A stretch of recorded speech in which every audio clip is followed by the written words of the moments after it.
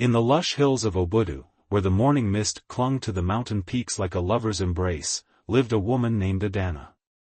Her compound was the grandest in the village, with walls of smooth clay painted in patterns of ochre and white, and a roof of the finest thatch that never leaked, even during the heaviest rains.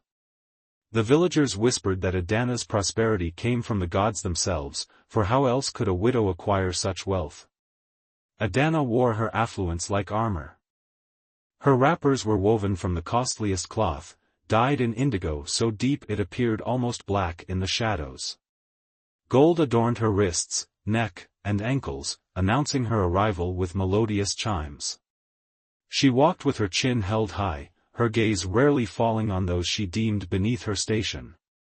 The servants in Adanna's compound moved like shadows, quick and silent, for their mistress's temper flared hot and quick as lightning in the dry season. But none suffered more than the newest maid, a quiet, thin girl named Yewande, who had appeared at the compound gate one misty morning, seeking work. "I have traveled far," Yewande had told the head servant. "I have no family left. I will work hard for little pay." Her clothes were worn but clean, her manner respectful but not servile. There was something in her steady gaze that suggested dignity beyond her ragged appearance. The head servant had hesitated, sensing something unusual about the girl, but the compound needed another pair of hands, and so Yewande was hired. From the beginning, Adanna seemed to hold a special contempt for Yewande. Perhaps it was the girl's quiet dignity, or the way she completed her tasks efficiently without complaint. Or perhaps it was the mysterious scar on Yewande's right palm, a perfect circle that sometimes caught the light in a strange way. "Lazy girl!" Adanna would shout, finding fault with even the most perfectly completed task. "Did you think those water pots would fill themselves? The fire needs tending. The courtyard is filthy. Are you simple or merely worthless?" Yewande bore these insults in silence, lowering her gaze respectfully but never cowering. This only seemed to infuriate Adanna more. The other servants whispered among themselves. "The mistress has always been harsh, but never like this," said the cook as she prepared the evening meal. "It's as if she sees something in Yewande that we cannot." "Or perhaps she sees herself," replied the elderly gardener. "Sometimes we hate most in others what we fear in ourselves." As the dry season progressed, the heat grew oppressive, settling over the compound like a heavy blanket. Tempers shortened with the days. Adanna's cruelty toward Yewande intensified. The girl's hands became raw from scrubbing floors with harsh lye soap, her back ached from carrying water from the distant river, her feet cracked and bled from walking barefoot on the hot earth. Still, Yewande worked without complaint. At night, the other servants would sometimes hear her singing softly to herself, a haunting melody in a language none of them recognized. When they asked about it, she would only smile mysteriously and say, "It is a song from my mother's people. It reminds me that all suffering has purpose, and nothing lasts forever, not even pain." In the village, people began to talk. They had seen how Adanna treated the new maid. Some whispered that they should intervene, but fear of Adanna's influence kept them silent. Others claimed they had seen strange lights around Adanna's compound at night and wondered if perhaps the maid was not what she seemed. Little did they know how right they were, or how soon the truth would burn its way into the open. The season of harmattan arrived, bringing dry winds that cracked lips and parched the earth. The air filled with fine dust that coated everything, clothes, skin, food, in a layer of gritty red. It was during this time that Adanna's cruelty reached its peak. The incident began with a feast Adanna was preparing for the village elders. She had been particularly agitated that day, barking orders and finding fault with everyone's work, but reserving her special venom for Yewande. "You stupid girl," she screamed, slapping Yewande's face when she found a spot on one of the ceremonial gourds. "Can you do nothing right? The elders will be here by sundown, and you have ruined everything." The other servants kept their eyes lowered, pretending not to see. They had learned that interference only redirected Adanna's rage toward themselves. But when Adanna grabbed a burning log from the cooking fire and thrust it toward Yewande, threatening to mark her face, "So everyone will know how worthless you are," even they gasped in horror. What happened next occurred so quickly that later, no one could agree on exactly what they had seen. Yewande raised her scarred palm as if to shield herself. Some swore they saw the circular scar glow briefly, like an ember caught in her skin. The burning log in Adanna's hand erupted into flames so intense that they engulfed her sleeve. Adanna screamed, dropping the log and batting at her burning wrapper. Yewande immediately grabbed a water pot and doused the flames, saving Adanna from serious harm. But not before angry red burns had raised welts along her arm, mirroring the welts she had so often raised on Yewande's skin with switches and leather straps. Pain and fury contorted Adanna's face. "Witch," she shrieked at Yewande. "You did this. I knew there was something unnatural about you." The compound erupted into chaos. The servants rushed to tend to their mistress while keeping a wary distance from Yewande, who stood silent and still amid the commotion, her expression unreadable. "Get out!" Adanna commanded when her burns had been treated with aloe and wrapped in clean cloth. "Get out of my home, witch child. Before I call the elders to deal with you properly." Yewande bowed her head slightly. "As you wish, mistress," she said, her voice calm. "But remember, the fire that burns one can warm another. It is not the flame that chooses, but the hand that wields it." With those cryptic words, she turned and walked toward the compound gate, her few possessions already bundled in a small cloth. The other servants watched her go, torn between fear of her supposed powers and shame at their own complicity in her mistreatment. As Yewande reached the gate, a sudden gust of harmattan wind swept through the compound, extinguishing every fire and lamp, plunging everything into dusky shadow. When the servants relit the flames, Yewande was gone. That night, Adanna tossed in feverish dreams. The burns on her arm throbbed with each heartbeat.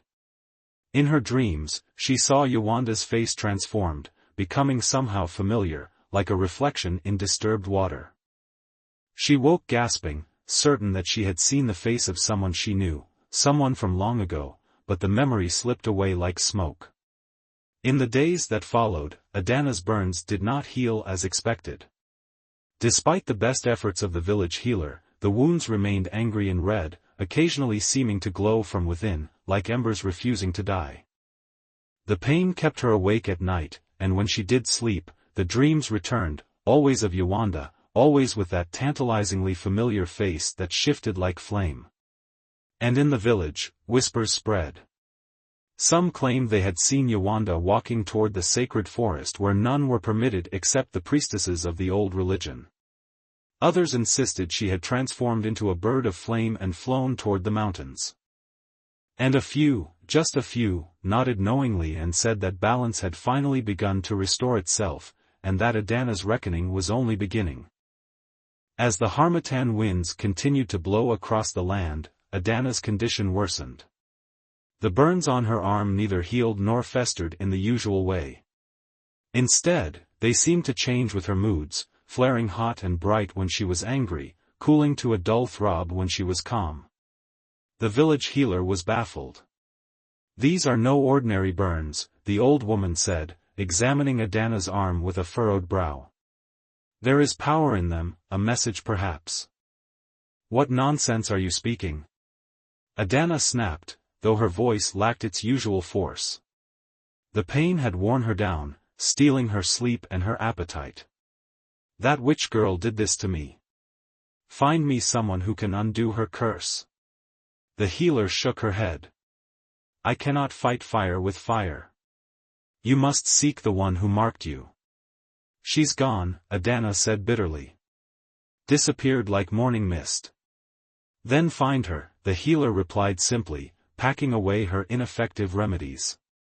As she reached the door, she paused. "Sometimes, Adanna, the wounds we bear on the outside are merely reflections of those we've inflicted on others. Remember that in your search." Adanna dismissed the cryptic advice, but as another sleepless night passed with the pain pulsing in rhythm with her heartbeat, she made her decision. She would find Yewande and force her to remove this curse, whatever the cost. The next morning, Adanna called her most trusted servant. "Prepare for a journey," she commanded. "We leave at dawn to find the witch girl." The servant, an elderly man named Kola who had served Adanna's family since before she was born, studied her face carefully. "And where shall we look for her, mistress?" "The sacred forest," Adanna replied without hesitation, surprising herself. The idea had come to her in the night, a certainty that had crystallized during her pain-filled vigil. She went to the forest of the priestesses. Kola's eyes widened slightly. "Mistress, no one enters those woods except—" "I know," Adanna cut him off. "But that is where she is, and that is where we must go." The journey began in the gray light of pre-dawn. Adanna, Kola, and two strong young men from the compound set out on foot, carrying provisions for several days. The burns on Adanna's arm seemed to pulse more strongly with each step toward the sacred forest, sometimes glowing faintly beneath the bandages. The path grew wilder as they approached the forbidden woods. Few ventured this way, and nature had reclaimed much of the trail. Strange flowers bloomed alongside it, their perfume heavy and intoxicating. Birds with brilliant plumage watched their progress, calling to each other in what almost sounded like human words. By mid-afternoon, they stood at the edge of the forest. The trees rose before them like ancient guardians, their canopies so dense that the interior was cloaked in emerald shadow. No one spoke as they contemplated the threshold.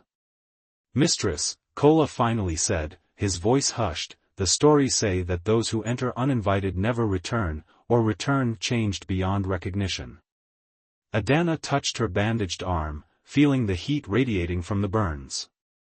"I am already changing, Kola. I can feel it. Whatever awaits me in there cannot be worse than this slow burning." Before anyone could respond, a warm wind gusted from within the forest, carrying with it the scent of wood smoke and something sweeter, like honey or ripened fruit. And on that wind, so faint they might have imagined it, came a familiar melody, the song Yewande used to sing in the quiet of night.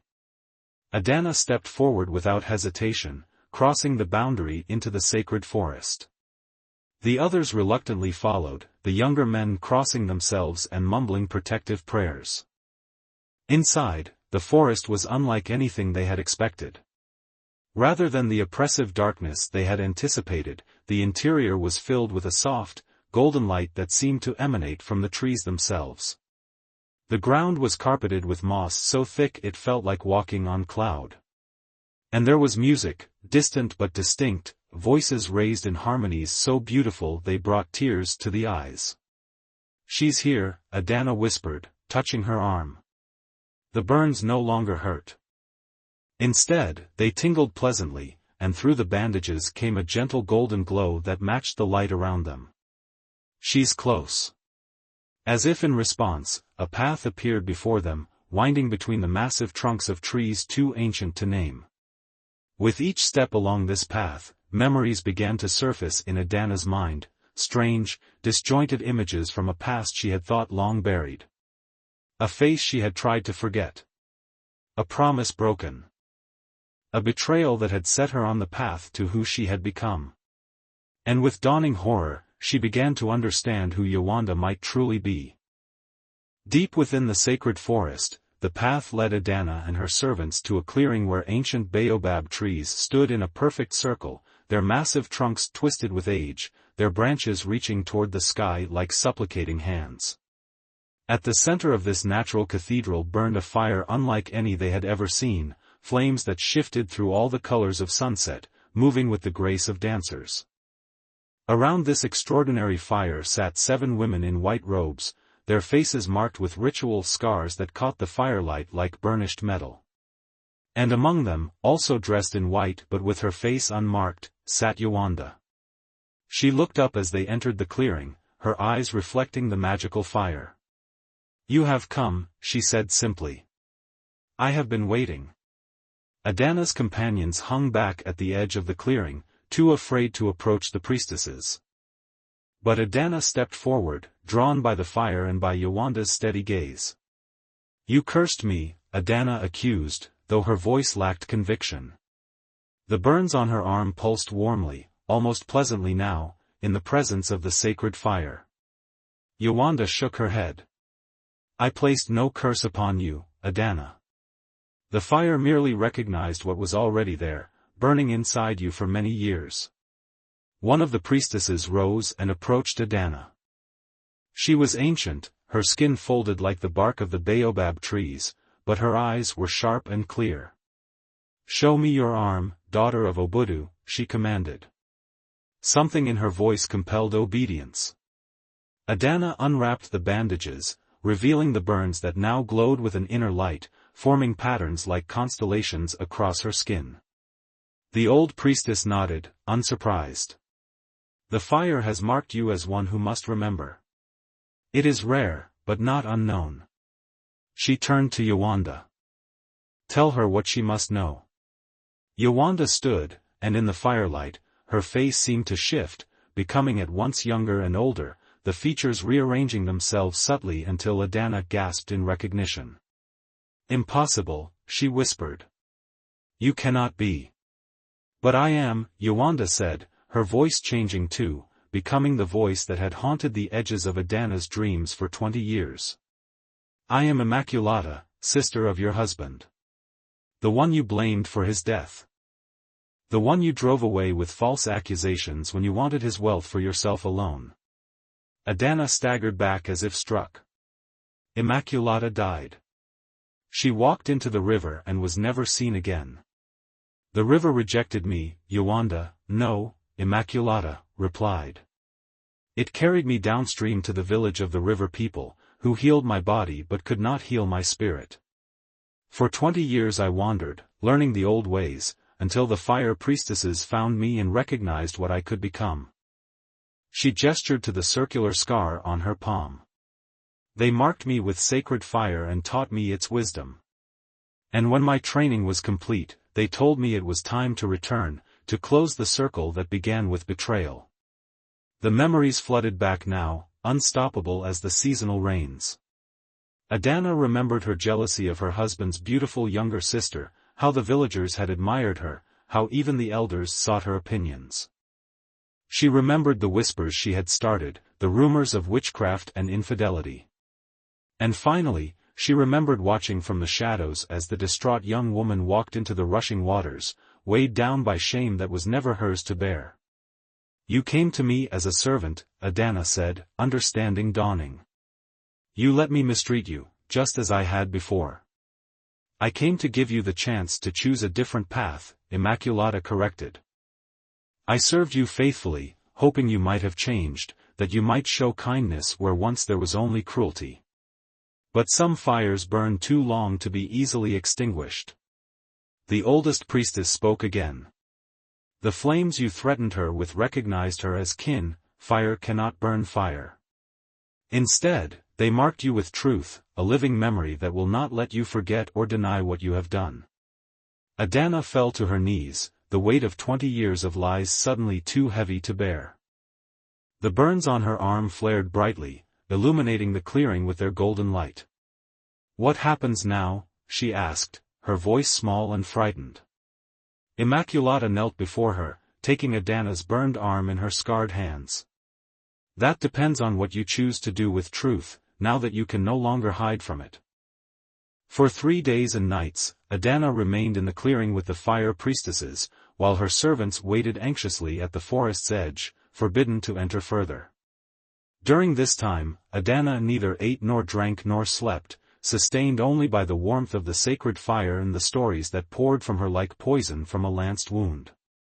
She confessed everything, not just her betrayal of Immaculata, but every cruelty she had inflicted, every lie she had told, every person she had used in her climb to wealth and status. As she spoke, the burns on her arm shifted and changed, forming patterns that the priestesses read like a living text, nodding sometimes in confirmation of her words, frowning at others when she tried to minimize her culpability. By the dawn of the fourth day, Adanna was hollow, emptied of the bitterness and resentment that had fueled her for so long. She looked at Immaculata with new eyes, not as the girl she had envied and betrayed, nor as the servant she had abused, but as a woman of profound strength and wisdom. "What happens now?" Adanna asked again, her voice hoarse from days of speaking. The eldest priestess stepped forward. "Now you must make restitution. The fire has cleansed you, but words alone cannot heal the wounds you have inflicted on others." "I will give away my wealth," Adanna said immediately. "I will confess to the village what I did." "That is a beginning," Immaculata agreed. "But there is more." She touched the burns on Adanna's arm, which had faded to delicate golden traceries like fine jewelry embedded in her skin. "The fire has chosen you, as it once chose me. You must learn its ways." Adanna looked around at the priestesses in shock. "You would make me one of you? After all I have done?" The eldest priestess laughed, a sound like leaves rustling. "Child, who better to serve the fire than one who has known both its destructive and its purifying powers? The most compassionate healers are often those who have known the deepest wounds." "I don't deserve such an honor," Adanna whispered. "It is not about deserving," Immaculata said gently. "It is about becoming. The fire sees not just who you were or who you are, but who you might be. That potential is why I returned, why I placed myself in your power, knowing the risk. I saw in you not just my tormentor, but a woman of remarkable strength who had turned that strength to the wrong purposes." For the first time in 20 years, Adanna wept, not the calculated tears she had sometimes used to manipulate others, but deep, racking sobs that shook her entire body. The priestesses surrounded her, their hands on her shoulders, murmuring words of an ancient language that somehow she could understand, words of cleansing, of renewal, of transformation. When at last the tears subsided, Adanna looked up to find Immaculata holding out her hand, the one bearing the circular scar. "The path will not be easy," Immaculata warned. "You must make amends to all you have harmed. You must learn humility and service. And you must face the judgment of the village when we reveal the truth." Adanna took the offered hand. "I will do whatever is required." And so they returned to the village, not as mistress and servant, nor as victim and tormentor, but as two women walking a path of transformation together. The servants who had accompanied Adanna looked on in wonder at the change in their mistress, who walked now with her head bowed, the golden patterns on her arm visible for all to see. In the village square, Adanna confessed before the assembled elders and villagers. Many were angry, demanding punishment for her past crimes.